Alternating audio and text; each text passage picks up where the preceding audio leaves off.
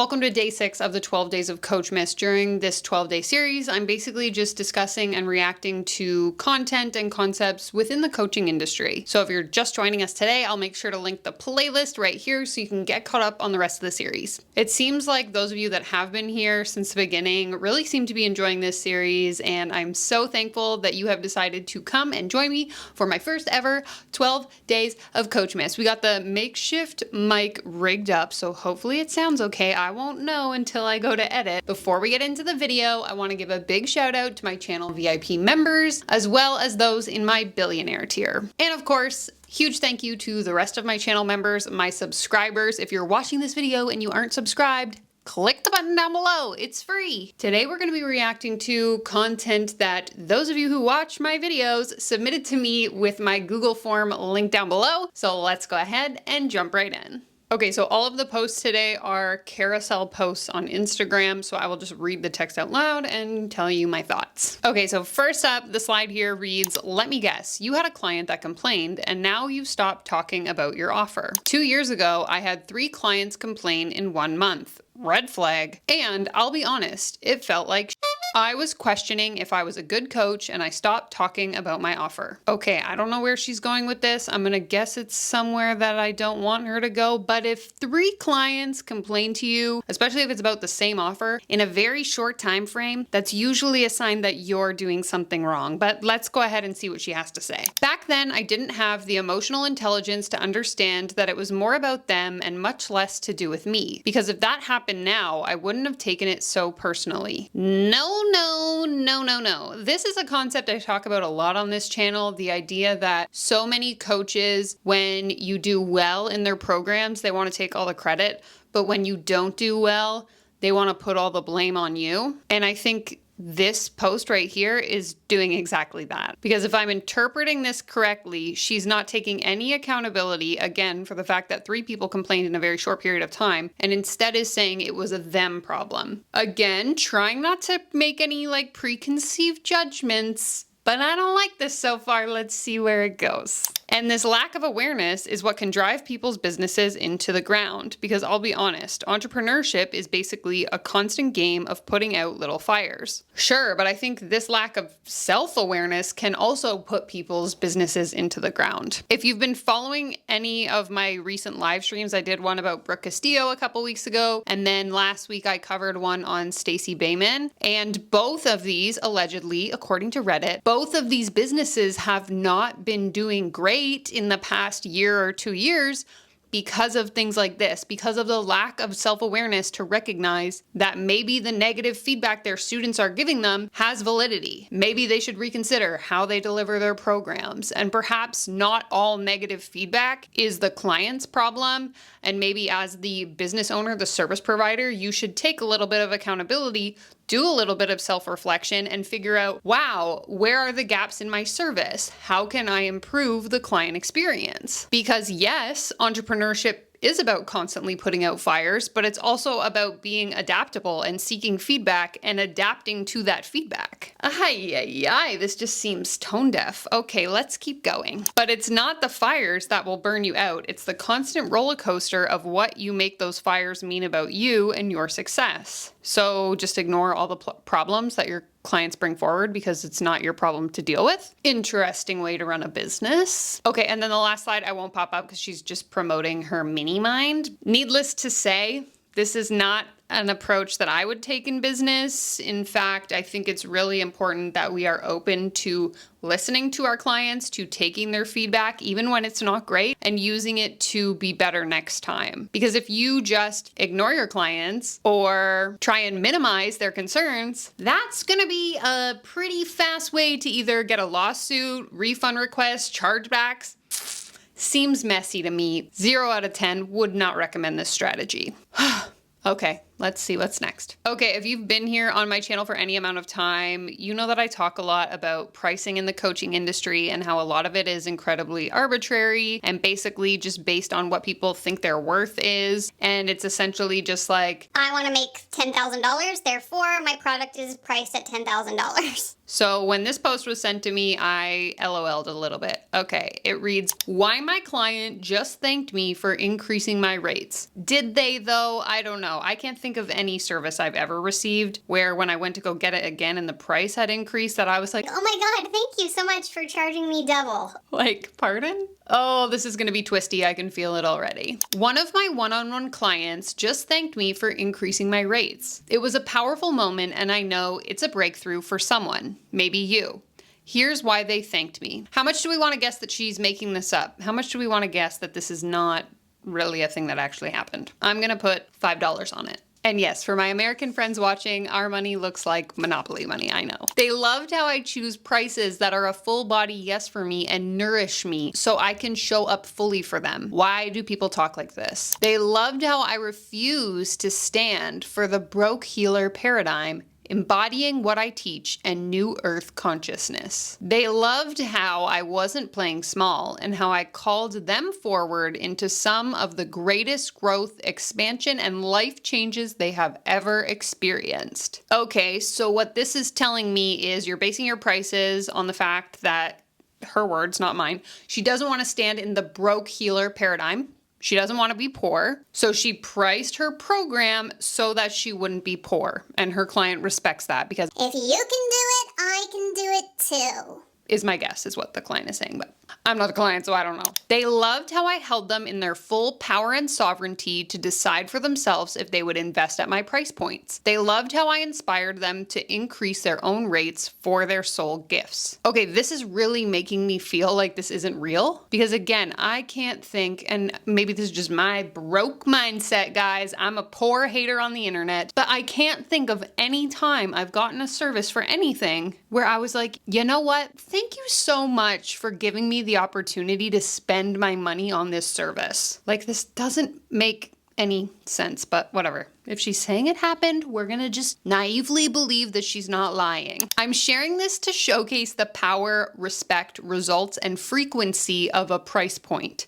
Investment and its importance. I have said this in a number of the videos on my channel, but money doesn't have a frequency. Our energy doesn't have a frequency. We're not vibrating, attracting things on a certain frequency. Can we please stop pretending that we understand quantum mechanics? Because guess what?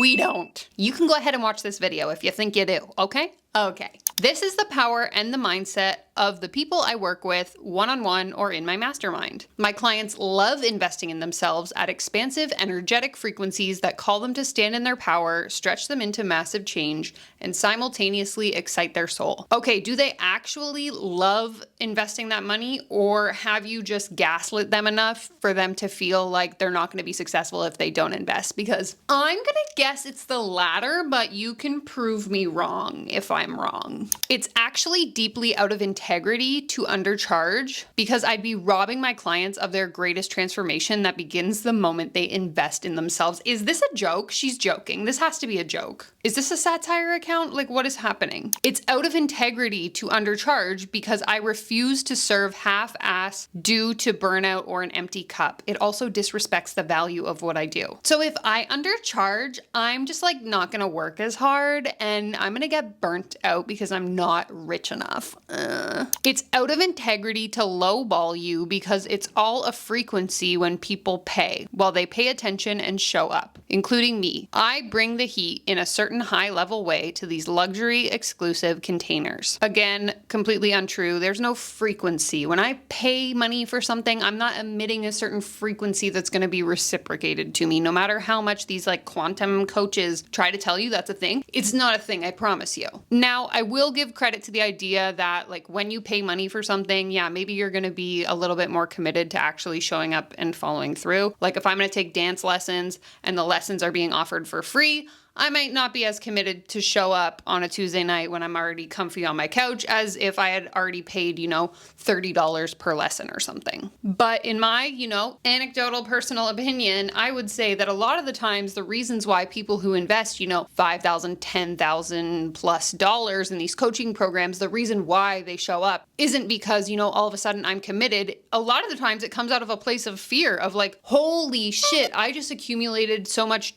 debt usually, or I spent my life savings, or I'm going to have to claim bankruptcy, I have no choice but to show up and try to figure out how I'm going to make this money back. And so it's not coming from a place of like, I feel so expensive, I spent all this money. It's coming from a place of, holy shit, I'm scared and I'm not going to be able to feed myself if I don't figure out how I'm going to get a return on this investment. And then lastly, I will say to her point about her bringing the heat because she's making more money, I would hope that that's true. But again, anecdotally, based on other coaches and programs that I've heard about, that's not always the case. What if it wasn't a block? What if it was actually the first breakthrough of the container that set the stage for your transformation in an undeniable move? It's all a frequency, and my intimate clients never feel ready. They just know and go. Close your eyes, trust me, and don't question anything I say. This is giving red fucking flags. I'm calling in my one-on-one clients for 2024. You can work with me in multiple ways at this high frequency. Stop using that frickin' word. One-on-one mentorship investments range from $777 per month to $4444 per month, depending on proximity. Live calls, daily Voxer coaching, in-person experiences, and full access to all my work are all part of these. You're paying almost $1,000 a month to talk to someone through Voxer, or $5,000 per month? $5,000 per month! Hey Google, how much is $4,444 times 12? $53,000.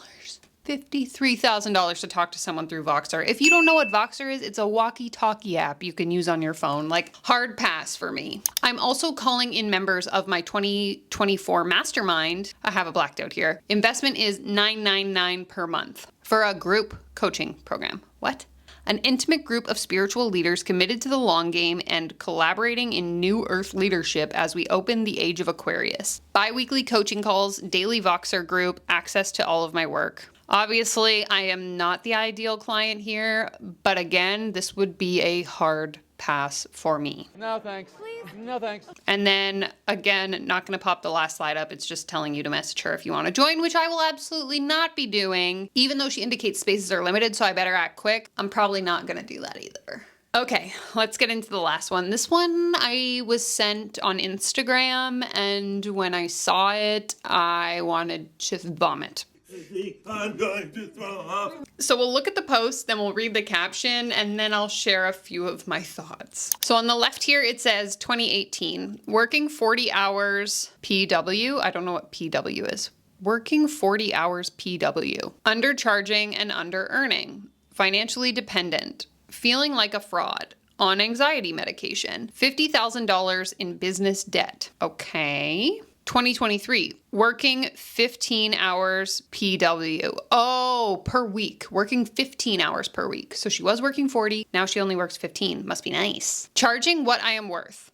Financially independent. Trusting my expertise. Off any pills. Debt free. Okay, as a complete aside, why does the anxiety medication, and now the fact that you're not on your anxiety medication anymore, why is this relevant to how much money we're making and how much we're working in a week? Just asking for a friend. Okay, caption reads, wellness entrepreneur to online coach. In 2015, I started from scratch a boutique Pilates studio in London. I had no idea what I was doing.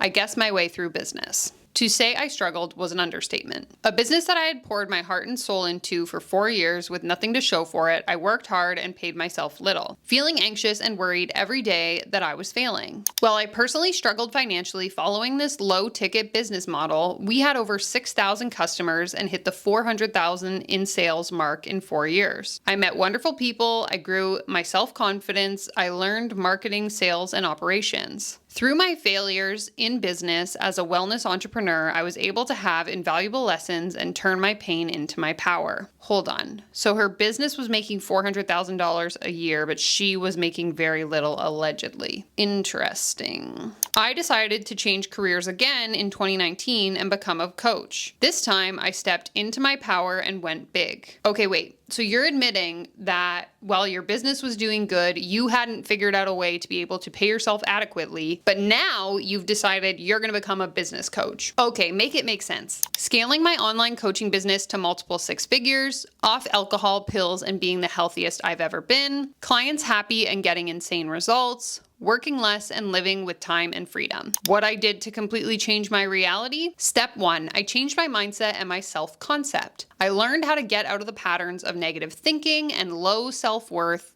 to upgrade my business strategies and make profits. Guys, don't you know, if you're broke and you want to learn how to make more money, all you have to do is change your mindset, think positive thoughts about yourself, and you are also going to be rich. Now pay me $10,000. My PayPal is linked down below. Step 2, I got strategic about my business and goals. I invested my money in mentors, therapists, coaches, and more to get me results faster. I'll just say that I'm glad she went to therapy, I guess. Although I'm not sure it helped, but who's to say? Step 3, I followed a high-ticket business model and never got into the pattern of undercharging and lowballing. A tale as old as time. If you want to make more money, you gotta charge people more money, whether you should or you shouldn't. It doesn't matter. Sales are about how much money you want to make. It's not about the results you deliver for your clients, okay? Step 4, I take short breaks and rest when I need, but I don't change my goals and I never quit. Okay, but you're also saying that you're only working 15 hours a week. So doesn't that mean you take long breaks? Like that basically means you're on a break all week long.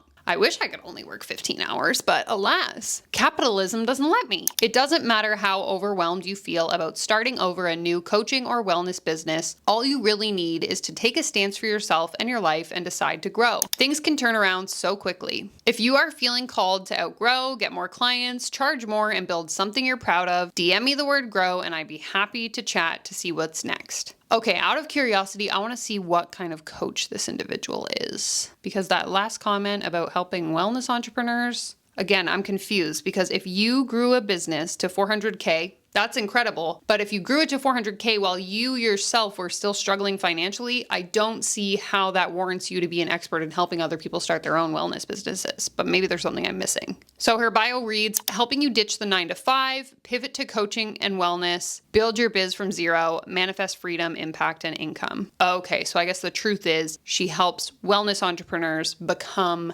business coaches. Got it. Again, seems to be the same story we see time and time again. People are working in a particular space. They aren't able to gain the traction, the momentum that they had hoped. So they switch into teaching. Love to see it. We love that here. Oh my goodness. I just cannot believe it. Well, I mean, I can. I see this all the time. What am I saying? I hate it here. Alas, that's it for today, my friends. I hope you enjoyed this reaction video. Stay tuned tomorrow for day 7. Thank you so much for being here. Be sure to give this video a thumbs up if you enjoyed or a thumbs down if you hated it. That's okay too. Take care, comb your hair, and I'll leave you with day 5 in case you missed it. Okay?